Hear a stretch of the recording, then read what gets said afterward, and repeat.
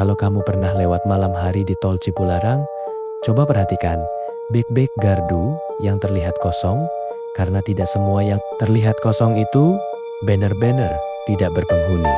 Sekitar tahun 2000-an awal, ada seorang petugas tol bernama Arman. Ia dikenal rajin, tidak pernah absen, dan selalu mengambil shift malam, jam yang paling sepi, dan menurut banyak orang, paling tidak aman. Arman adalah petugas tol biasa, bukan orang yang percaya hal-hal mistis. Ia sudah 5 tahun bekerja, dan dari semua shift yang ada, ia selalu memilih shift malam. Katanya lebih tenang, padahal justru di jam itulah sesuatu sering terjadi. Semakin dekat, semakin aneh. Mobil itu tidak menyalakan lampu utama, padahal hujan sangat deras. Arman mulai merasa tidak nyaman, tapi tetap bersiap. Seperti biasa mobil itu berhenti, tepat di depan gardu sunyi. Tidak ada suara mesin, tidak ada suara apapun. Perlahan kaca mobil turun sendiri. Arman menahan napas, dan saat ia melihat ke dalam, tidak ada siapa-siapa, kursi kosong. Basah, seperti ada air yang menetes dari dalam mobil. Jantung Arman berdegup kencang. Ia mundur satu langkah, lalu tiba-tiba palang tol terbuka sendiri. Padahal ia tidak menekan apa-apa, mobil itu langsung melaju masuk ke dalam tol dan menghilang di tengah hujan. Arman berdiri diam, tubuhnya kaku, pikirannya kosong. Tapi sebelum ia sempat mencerna apa yang terjadi, ia mendengar sesuatu dari belakang gardu, suara ketukan pelan berirama. Arman menoleh perlahan, namun tidak ada apa-apa, hanya gelap. Ia mencoba menenangkan diri dan menganggap itu halusinasi.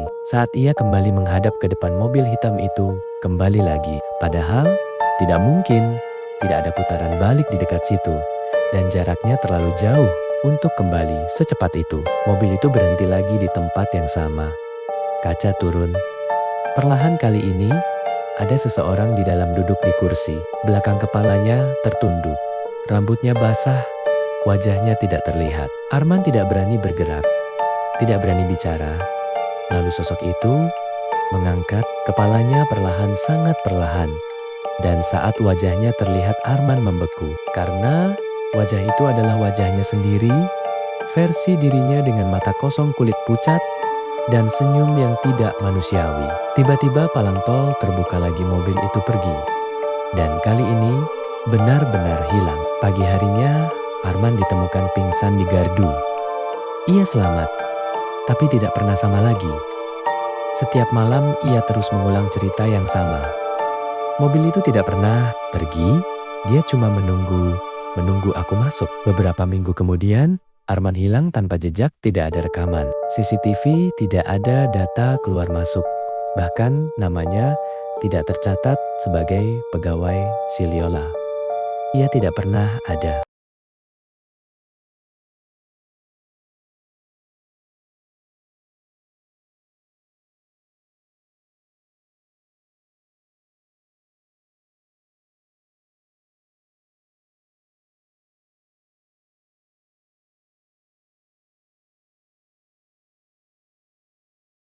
Namun sejak saat itu, petugas lain mulai melihat sesuatu di jam yang sama, 02,13 pagi.